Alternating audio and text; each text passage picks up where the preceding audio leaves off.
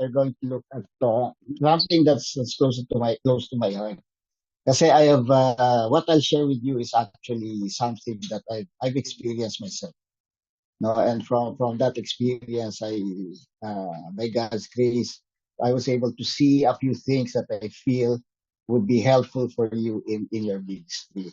You know, I used to work for HR, and one of my favorite authors is Jim Collins. And if you recall, he prior to 2009, he co-wrote two books, Good to Great and Built to Last. And in that book, Built to Last, he talked about companies that has lasted for the past 100 years and how it has stood strong.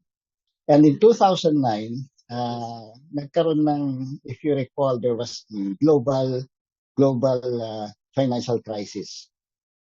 And most of the companies that were in his book, dun sa libro niyang Built to Last, actually collapsed. No, it actually collapsed. And there were so many questions as to bakit, no? Kasi ang question sa kanya was, look, it was built to last and yet they collapsed. And so in 2010, he actually wrote a book, an analysis of what happened. It's one of my favorite books because it actually keeps my feet on the ground. Now, so in 2010, he wrote this book. I don't know if you are familiar with this book, no, How the Mighty Fall. The book How the Mighty Fall talks about the reasons or the stages of decline of some companies and how they are able to and why they fell, no? And ang binigay niya rito are the five, pinag-aralan niya even yung mga 100-year-old company, more than 100-year-old company. And he noticed that there is a common thread among all the companies that fell. And he called it the 5 stages of decline. No, so the 5 stages of decline starts this way. When the company starts to succeed, nagkakaroon sila ng hubris, the hubris of success. And when the company starts to feel that the hubris of success, they feel that they cannot make any mistakes. They can do whatever it is that they want. And so they move from being a successful, character-driven organization into a profit-driven organization. So thinking that they are capable of doing anything and everything, they move to the second stage, which is undisciplined pursuit of more. You know, this is when they start to consolidate, they start to bring mergers without really thinking about its impact. In fact, in some of the companies that was studied, they were over leveraged. No, and those of you who are a nice background, you know what over leveraging is about the company. They feel that even if they over leverage the company, they could now get things done. Then finally, they plateau. They begin to experience the financial strain of their decisions. But because of the hubris of success that they have, they reach that point of what they call the stage, which is denial of risk and peril. Ito yung iniisip nila, hindi, it really doesn't matter, kaya yan. Even if all the signs are pointing towards a possible implosion of the company, ang feeling ng mga managers, because believe na believe sila sa sarili nila, kaya yan. And finally, when it's too late, they realize in stage 4, they yung tinatawag na grasping for salvation. This is when suddenly they realize that they are so deep in trouble, they try to find a way out. And yet, they cannot find a way out because the valuation ng company has already gone down and they don't have the proper capitalization. And finally, the final stage is called the resignation or the downfall of the organization. Why am I sharing this to you? You see, if you look at our lives in ministry, we also have stages in our ministries. No? Stages in our ministries. And sometimes those stages bring us to the point wherein we think that we can do everything that we can, no longer as something that's natural to us, and no longer relying on God. So tonight, that's what I share. I call it leadership. Okay, leadership. What is leadership? Leadership is moving our leadership strength from being spiritual multipliers to becoming spiritual diminishers. And sometimes we don't even notice that it is happening. Okay? So tonight I'm going to look at how a multiplier, a spiritual multiplier, someone who is so reliant on the Lord, become a spiritual diminisher, where they create a toxic environment in their place. And hopefully by the end is for us to see that it is never too late. With God, He is a God of many chances. And so we will find our way back. How do we now do this? We need to understand our position and calling as servants. All of us, at one time in our lives, in different ways and different manner, experience the calling of God. But there is a common thread for all of us. All of us are called to serve and lead faithfully. Now, take note of the word faithfully. Okay? We are not called to perform for the Lord. We are called to serve and lead the flock that God has given us faithfully. And we are going to see that from First Peter. Now, babasahin muna natin First Peter chapter 5, 1 to 8, and then I will proceed. Okay? Ito yung basis natin for what I will explain. It says here, therefore, I exhort the elders among you as your fellow elder and witness of the suffering of Christ, and a partaker also of the glory that has to be revealed. So two things that we have to see here. Number one, in the eyes of God, we are all equal. Diba? We are all equal. We have a calling. We are part of the body of Christ. Second, we all died to self. We all died to self, and we have been, when we receive Jesus, and we suffer for Him. Diba? We are partakers not only of His suffering, but of the glory that is to come. That is the hope that we have. Next verse, it says, shepherd the flock of God among you, exercising oversight, not under compulsion, but voluntarily, according to the will of God, not for sordid gain, but with eagerness. So ano yung role natin? As leaders, we are what? We are to shepherd not our flock. We are to shepherd the flock of God who has been assigned to us to steward them. No? We are to exercise pericope, oversight, to see and help them navigate through the difficulties that they have. We exercise that not because we are obligated, but because of the joy that we have received from the Lord. Yeah, not under compulsion, but voluntarily. According to what? According to the will of God. According to the gifting that He has given you. And this is not so that we will gain anything. Okay, sabi, not for sordid gain, but with eagerness. We do this faithfully, voluntarily, with passion and joy, because that is the calling that God has given us.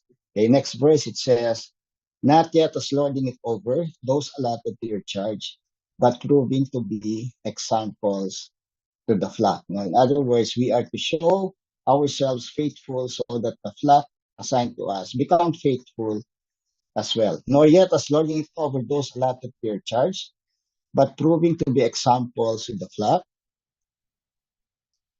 And when the chief shepherd appears, you will receive the unfading crown of glory. Next slide, please. Okay. So, again, dito, no, explanation dito, we are not the chief shepherd. We are under shepherds. Okay. Jesus is the chief shepherd. We are His under shepherd. And our hope is that if we do things faithfully, then we will receive the crown of glory. Now He goes to certain instructions on how we are to do this as well. He says, you younger men, likewise be subject to your elders. And all of you clothe yourselves with humility towards one another.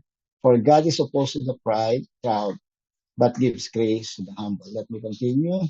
Therefore, humble yourselves under the mighty hand of God, that He may exalt you at the proper time, casting all your anxiety on Him because He cares for you. Okay? And then verse 8, it says, be free of sober spirit, be on the alert. Your adversary, the devil, prowls around like a roaring lion, seeking for someone to devour. My friends, this passage allows us to see God's purpose in our lives, the faithfulness of humans of God. But at the same time, it gives us a warning to be sober in spirit, to be on the alert and diligent on what's going on, because our adversary, the devil, can actually use our ministry against us. It can actually use our ministry against us. And similar to the 5 stages of decline of a company. In ministry, you have the 7 stages of leadership. Next slide. From spiritual multiplier to spiritual diminisher. This is a slow, it's a slow fade. You go into a slippery slope. Okay? This is a slippery slope for us in terms of leadership.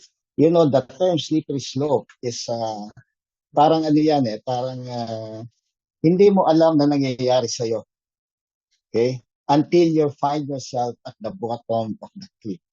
In fact, even in leadership, there is a slippery slope when it comes to our leadership. When we start giving, next slide, when we start giving excuses, okay, when we start giving excuses, passing on issues to other people, then we now are able to justify our shortcoming. Okay, we now have an excuse not to be excellent.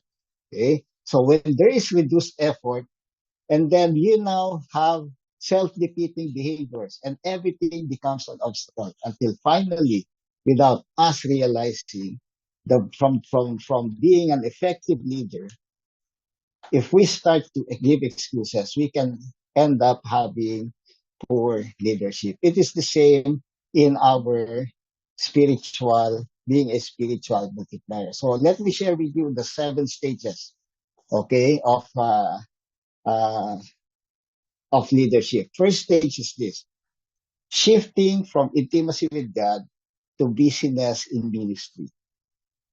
I'm sure all of us, lahat tayo, at the start of our ministry, very passionate tayo sa Panginoon. Diba? We spend so much time in our study of the Word, diba? We are so in love with God, and then out of the outflow of this love, we go into ministry, diba? And then suddenly there is this slow shift from focusing on our intimacy with God into focusing on our competency in ministry. It's a very slow shift. It is moving from loving God into loving what we do to Him. It is a change of mindset from understanding the salvation that we have, yung completeness natin in God, into having a feeling of incompleteness unless we do ministry. Ewan ko kung nangyari sa inyo to or this happens to you, di ba? Yung bang feeling mo na, ang dami natin ginagawa, busy tayo. And then suddenly, wala na tayong time sa Panginoon. You know, I had a conversation with a lead overseer. I will not say from which of the satellites. But the conversation went this way. So, kinumusta ko siya. No? Sabi ko, so, kumusta ka na? How are you doing? Oh, ang dami yung ginagawa. Busy kami sa ministry. And then I asked her, okay. So, kumusta ang quiet time mo? How are you with your time with God? No, how is this working out for you? And then he goes, yun nga ang problema, Pastor eh. Kasi meron akong Bible study ng 8:00 ng umaga. Diba? So, kailangan kong gumising ng umaga, prepare ako for the Bible study, and then hanggang gabi na yan. So, sabi ko, hindi ko tinatanong how your ministry is. But ang tinatanong ko, how is your relationship with God? And this is what he said. Right now, nakapark yung aking quiet time.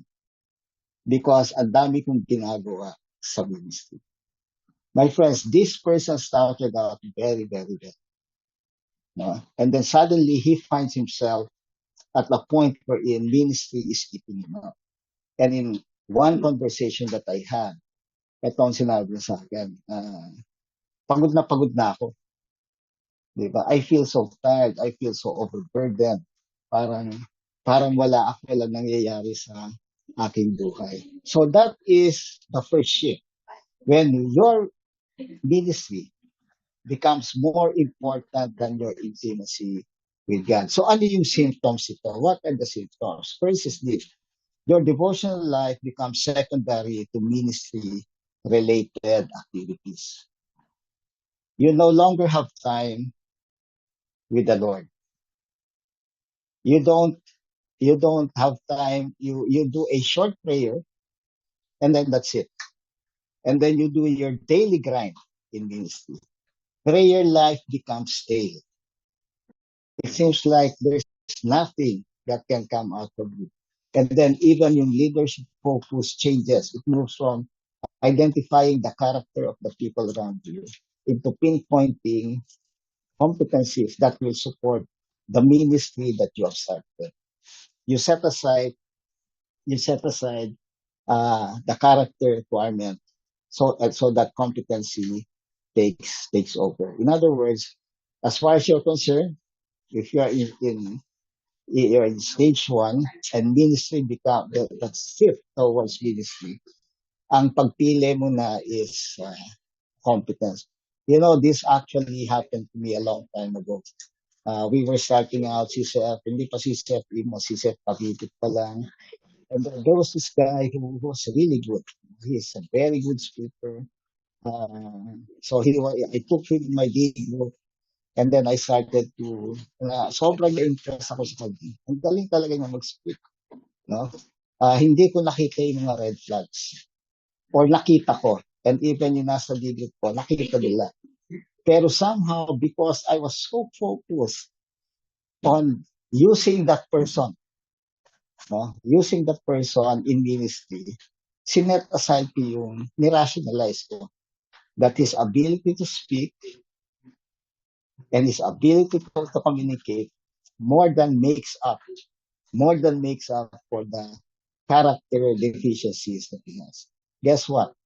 After a year, we had to part ways because the way he interpreted scripture was wrong and the way he approached his discipleship was wrong. And he did not give any commitment to us. So yun yung una. No? So stage one is a shift from intimacy with God to busyness in ministry. The second stage is this. So as you become busy, the second shift is shifting from being centered in God to being centered on self. Why do we say it's a shift from being centered in God and being centered in self? So, because the moment we start looking at the ministry as our primary focus, the moment that we see that, it becomes, we have this feeling that we can accomplish things on our own. And then God, yung timeline natin sa atin na yan. Okay, sa atin na yan. So nagsishift yung ministry, yung nagsishift ka from being focused on God, dependent on God, to being focused on self. No? I remember there was a time when confession, ito kasi course ito, confession time to. So you know, this happened to me actually. Nag-umpisa kami mag-church plan. No, I had a vision for Cavite, 10-year plan, 20 satellites, leapfrogging, one to five, coming up with the hubs that I needed to do. And then yung first 5 satellites that we planted was actually perfectly timed. No? It is the exact time that we wanted to open it opened. And then there was the satellite na nag-set ako ng date. Using my experience, sabi ko, we'll open it in 18 months. Yeah, so yun ang target. Kasi yun yung normal practice eh. And then suddenly, I saw that it was not going to happen. Guess what? Instead of coming to the Lord, in my mind, it is, if I do not make this, nakakahiya sa akin. What will they think of me? Imagine that. Can you imagine the gall of thinking this is, instead of thinking that this is God's church, this is my satellite, and that I'm able to serve you. No? Because I was moving, I have moved from being centered in God into being centered in myself. Because the ministry, inadapt ko na. It is no longer God's ministry. Remember the intimacy with God, and then it becomes ministry of God, and then it is no longer God's ministry. It is now my ministry. At pagka nagkamali yan, sasabi, ako yung magiging, ako yung nakakaya. So ano yung symptoms ito? The symptoms are quite easy to detect. Number one, it is looking for appreciation. It is feeling bad when we are not praised for the work that we've done. It is feeling that I have put every effort into it, and yet it is as if nobody appreciates it. Second, I see my ministry as more significant than other ministries. I thought, okay, during that time, 2008, 2009, 2010, I thought that I was God's gift to CCF in terms of church planting. I thought that I was better than all the other satellites, that I am able to plant more churches than them, that I am the star of the show, no? Because that was the feeling I had. I was better than everyone. This is all about me. And when I do not get the support, then I feel like, ano ba naman kayo? Pinapabayaan niyo. So, when you go to stage 2, the shift moves into God's ministry. So, God's intimacy with God, God's ministry. Now it's my ministry. I have to do the best because this is about me. Yes, somehow I give this lip service to God that it is about Him, but deep in my heart, it is not. Why? Kasi nag-shift na ako. Okay? Nag-shift na ako. I'm now going into autopilot. Okay? And then, we move to the third stage. The third stage is shifting from faithfulness to performance. It is no longer looking at the ministry, no, as being able to show my appreciation for God and outflow for what I have, but rather this is now a competition. This is all about performing. This is all about doing well. This is all about shining over all other people. And here are the stages. Okay? In stage 3, God is totally taken out of the equation. Totally. Okay? Wala na siya. Okay? And then we start to talk about excellence, and then and then dapat perfect. And the reason why we want things to be perfect, in our mind, we become the benchmark. And the reason why we say it's perfect, we want it perfect, is because if we are perfect, then other people will not compare. We are better than all of them. And then to make sure that it's perfect, we start to micromanage. We micromanage all the detail. Why? Because we need to make sure that we are relevant in the project. We start to embrace the project. It is our own. I need to micromanage. I cannot trust my team to do what needs to be done, because if we fail, it's about me. And what will people say if we fail? And then we delegate, and then at the first sign of the problem, we take over. No, we take over and and set people aside. And finally, failure is never an option. It is not an option to fail. Okay? Hindi acceptable sa atin yan. At nagiging trigger sa atin yan. Pag nakikita natin mag-fail, it triggers us. Now, why? Because we already have moved from being faithful to God in the ministry that He has assigned to us to performing, not for God, but for the people around us. Because it is no longer God's name that's at stake. It is already our name that is at stake. Stage 4 is this. We shift from finding our significance in Jesus to finding our significance in ministry success. I don't know if you've heard people say this. Alam mo, hindi niyo ako pwedeng tanggalin dito. Ako nag-umpisa itong ministry. Yeah. Pag inalis mo ako rito, babagsak ng ministry. No, minsan may mga threat na ganyan. Tignan natin. Yeah, tignan natin kung tinanggal nila ako. Tignan natin kung mag-survive yung ministry. And that is exactly what this is all about. When we start finding our significance in the success of our ministry, yung shift natin of finding our significance in Jesus is actually done. Okay? In our eyes, we start to read, it is no longer God's ministry. We started this ministry, sa akin ito, hindi niyo ako pwede tanggalin dito, di ba? Or sometimes you become passive-aggressive. O sige, bibigay ko yan. Di ba? And then, we don't support. Sasabihin nga, ba't yun? Di ba kinuha niyo sa akin? Hindi na sa akin. Kayo na bahala. Di ba? So, that's stage 4. Here are the symptoms of stage 4. We rely on our own competence to produce the best results. We don't trust other people anymore to get things done. Second, we start to set high goals. Okay? Very high goals. To prove that we have the capacity to do it and that people cannot cope with us. We set the pace so fast that others find it hard to follow. Why? Because we don't want them to be able to meet our pace. Because if they meet our pace, that means they are significant.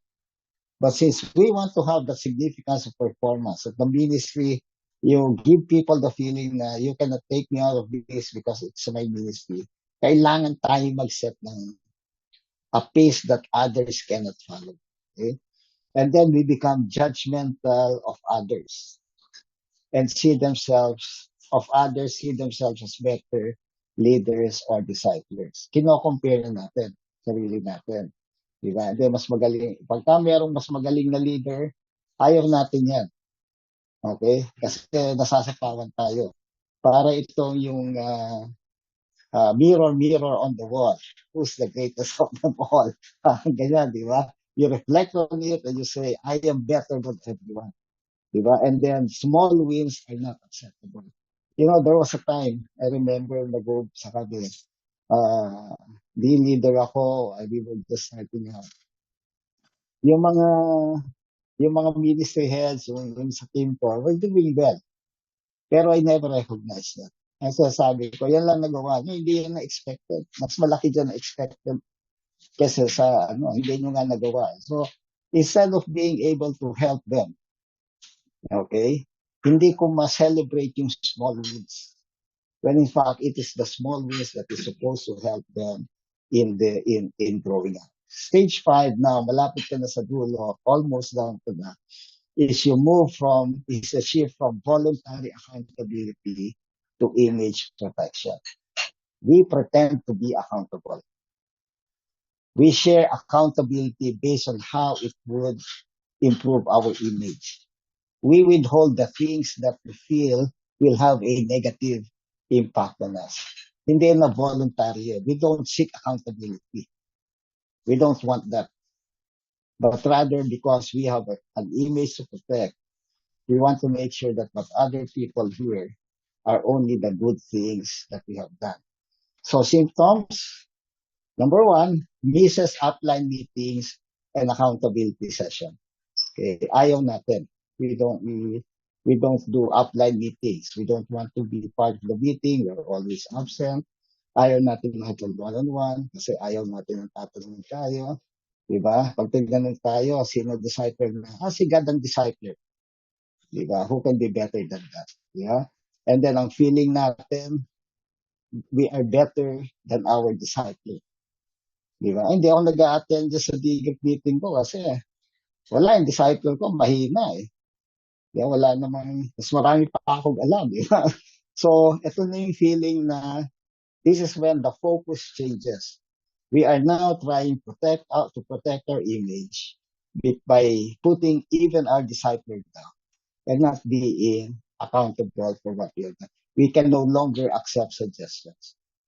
Okay? Suggestions, as far as our concern is, we take it on advisement. Okay, that's what you think, but this is what I think. Diba? And what I think is better than what you think. And then we have difficulty accepting weaknesses and sees correction as personal attacks. We get easily hurt. When people are around us, they cannot tell us what we need to hear. They tell us what we want to hear. And we are not open to correction anymore. Kasi feeling natin, pag kino-correct tayo, we are not appreciated. Okay? They are better than us. They think that. Ito nga minsan sasabihin natin, correct ka ng correct. Di ba, before you take bago mo tanggalin yung toothpick sa mata ko, tanggalin mo na yung baseball bat sa mata mo. So, nagiging judgmental ka sa akin. That now becomes our attitude. And then we become guarded in sharing our life. We focus on sharing successes and avoid sharing failures because we want to make sure that we are able to protect our image. You know, over the past years, maraming church leaders, great church leaders who we admire, who fell, right? They all fell. Marami yan. But there is one common thing. Ito, and Pastor Peter shared this here. There's a common thread. All of them don't want to be accountable to anyone. They don't want. They feel that they are higher than everyone. So if there is no accountability, no desire for accountability, then there can be no change. Okay. Stage 6 is you shift from shared responsibility to absolute authority. You shift from shared responsibility to absolute authority. You know, I was reading this book on effective team, on creating an effective team. No, and isa sa mga ang sinasabi yun, one example that was given was that this pastor, when he meets with his team, every member of his team is quiet. Okay? Pero kompleto yung team niya. And then he would ask, okay, what's the order for the day, etc. And then people around him would say, and then he would start going, no, that's not the direction. No. Ito ang gagawin natin. And then everybody will just rally around him. Sige, if you say that is what's going to happen, then so be it. There is a semblance of team, and yet it is a one-man team. So it is a shifting from listening to your team members and moving into having absolute authority over everything that happens in ministry. Why? Again, because it is no longer about God. We have become so spiritual diminisher. We pretend to empower and yet we do not. And so we become diminishers and then absolute and ating control.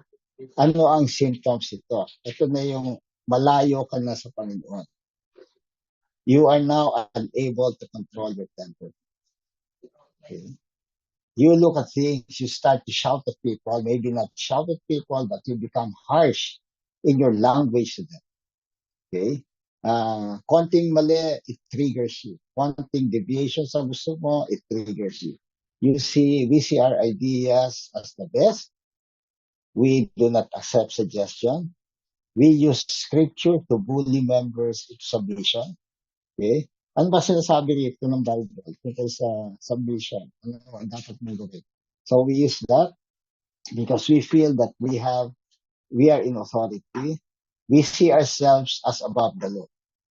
This is do what I say, but don't do what I do. No, it gets hurt when prevent him from implementing what he wants. He becomes an emotional leader. Everything is about emotions. Okay? Na-hurt, ayaw gawin. Diba? Pag napapagalitan, pag sinabihan na tumaas ang temper, ay sagot, ganito lang talaga ako. Diba? Lilipas din yan. Ano lang ako, para lang akong Granada. Sasabog ng konti. Pero after that, tapos na. Ang problema sa Granada, pagkatapos sumabog, maraming patay sa paligid mo. Hindi lang natin napapansin. Passes the blame for failure to others. Okay? He is never to blame. It is everybody else's mistake. Does not recognize authority. Okay? Does not recognize authority. That's what he wants, thinking na it doesn't matter what authority says. Kaya kong maalpasan niya. Okay? Intolerant of the mistake of others, no? But unapologetic for his own failures. Okay? He cannot accept the mistake of others. And yet, when he makes a mistake, he would only say, ganyan talaga yan. Wala tayong magagawa. Okay? So, yan yung stage 6. And finally, when you hit the bottom of the cliff, you have already antagonized everyone. Then you shift from overflowing fullness of life to emptiness and burnout. This is now the time when you feel like you need to do everything. You feel that you are not getting any support. And then you wake up, wala na yung feeling of joy when we do things. Wala na. Okay? But rather it is now a feeling of emptiness. Na eto na naman, di ba? Sunday, sasabihin sa asawa mo, ayoko mag-church ngayon. Sasabihin, bakit naman? Di ba? Kailangan ka mag-church. Hindi, ayoko pumunta sa church kayong Sunday na to. Gusto ko lang matulog. Di ba? Pagod na ako. Hindi, honey, kailangan ka pumunta. Ayoko na nga eh. Honey, kailangan pumunta. Ikaw ang speaker ngayon. O, di ba? So, sobra yung burnout niya na ayaw na niyang gawin yung kailangan niyang gawin. My friends, when we hit this point, okay, this is the bottom of the pit. And there is no way, not a chance that we can get out of this pit apart from the grace of God. So, ano ang ating symptoms? Number 1, ministry becomes a burden. Okay? It's an obligation. It's a drudgery for us. We don't find joy in Christian fellowship. Nagkukulong tayo. Ayaw natin makihalubilo. We avoid other leaders. We keep to ourselves. Okay? Why? Because ang iniisip natin, it's me against the world. They do not understand me. No, after everything that I've done for this church, after everything that I've poured into this church, they criticize me. Okay? And then we are critical, or the person is critical of the movement. They don't see the good in it anymore. All they see are the negative things of the leaders, of the elders, of the church, di ba? And then physically, emotionally starts to withdraw from people. And then he turns away from the center of God's will. When we hit stage 7, that is when we start to question ourselves, and we start to question God, and we start to blame God for the things that are happening to us. When we would say, Lord, I have given so much of my life to you. I have devoted X number of years to you. Ito ang isusukli mo sa akin. And then we turn away from the Lord.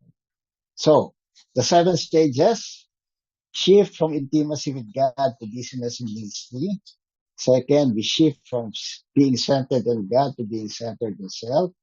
Third, we shift from faithfulness to performance.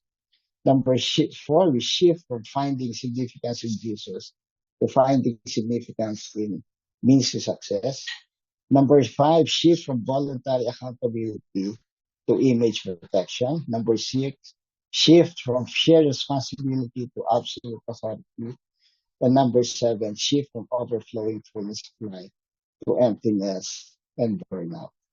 My friends, that is the 7 pitfalls, the slide, the slippery slope that a leader goes through when when they start to move away from intimacy with God and start to focus on self and get so immersed into the ministry that they forget the anchor of their lives. You know, in that same book, yung book ni Jim Collins, he was sharing that at a certain point, normally do sa stage 3 or before they go into stage 4, when the company starts to realize where they are and accept what is happening to them and start to believe that no, they are on their way down.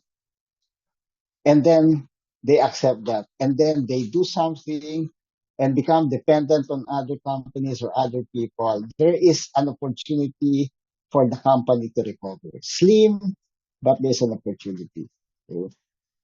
In the same manner, unlike the company, when we realize, pag tinignan natin itong 7 stages of leadership, and we realize that we are showing symptoms in whatever stage. And we realize that we are now on the verge of falling into at the bottom of the slippery slope. The beauty is God is a God of restoration. Because when we realize that, He allows us to recover. There is a way to recover the passion and return to God. There is a way.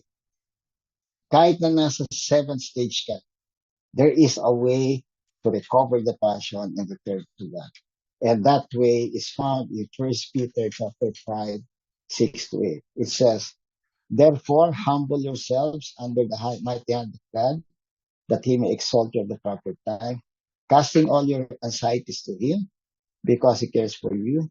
Be sober spirit, be on the alert. So 3 things that you need to do. Number 1, humble yourselves. That is the first step. It is coming before the Lord.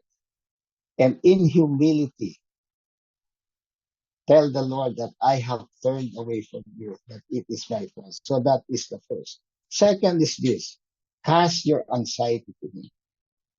Our God is a God of many chances. And when we humble ourselves before Him, He is gracious. And whatever it is that we've done to other people, of course, may consequence yan. Yung leadership na to, may consequence ito. At 7 stages na to, may consequence to. Okay? Pero when we start to cast everything to Him, okay, we will experience the grace of God. And finally, be sober in spirit and be on the alert. Those are the 4 things that you can do. Humble yourself, cast to Him whatever is going to happen. Okay, be sober in spirit, be level-headed, understand your situation, and have a desire. And finally, be on the alert, knowing that and understanding that Satan actually used ministry to turn you away from God. So, let me share with you the practical steps to redirect, okay? To redirect and return to the Lord.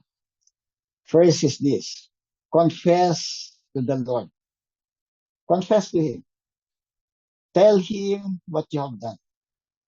Okay? Sabihin mo, Lord, I have really turned away from me. I have made all of this about me and it's no longer about you. Okay? Express. Okay? Confess to the Lord. Second, admit your mistakes. Okay? Admit your mistakes to Him. Not only to the Lord. Admit your mistakes to your team. Okay? You bring your team. And then tell your team members, ito yung nagawa ko. These are my mistakes. Okay? And then accept the responsibility.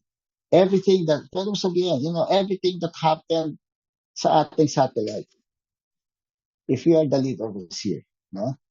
Accept that responsibility and say everything that has happened in the satellite actually falls on me. Okay? Now, will they accept your apology? Possible. Possible din na hindi. But that is the consequence of what we have done. Diba? You need to get the forgiveness, and then we need to earn. We do not have the right to their trust. We need to earn their trust. Okay? So acknowledge your responsibility. You tell your team members, this is what I've done. I've made a mistake. It is my fault. Okay? Not your fault as my team members. It's my fault. At the end of the day, it's on me. Okay? And then come before the Lord. Seek the forgiveness of the Lord. Whatever consequence is there, accept it. Okay? Accept the consequence. And then take steps to correct the situation. Take steps to correct the situation. One of the things that I've done, I remember, yung nangyari, yung kunento kong satellite na inopen ko, di ba? Tapos, and then I realized, the timing was off, really off. Pinilit ko. I actually met with my team. And I really told them, okay, please forgive me. Pinilit ko to. This is not God's timing. It was mine. It's not your fault. It's my fault. I pressured you, and this is what happened. And then I told them what I was going to do. Act to correct the situation. Tell your team members, okay, from now on, ito ang mga gagawin ko. Is that acceptable?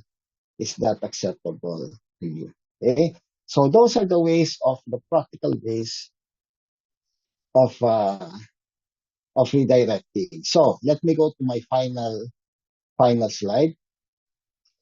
I have shared this. I think I'm not sure if I shared it in this class, but the 4 essences or characteristics of leadership and how to behave. Okay, so the manner of leadership, the essence of leadership, the recipient of leadership, and the motive of leadership. These are the 4 things that you need to be able to keep in mind as you take steps to direct. What is your behavior? In the manner of leadership, you have to ask yourself, okay, what is my motive for doing this? The biblical directive is not lording it over. So the contrast is show humility and not ego. That is the manner of leadership. Servant leadership is humble leadership. Second is the essence of leadership. The essence of leadership is to serve people. So it is, the biblical directive is you are a servant and a slave. And the contrast is this. As a servant leader, you are to give and not receive. The recipient of leadership should be other-centered.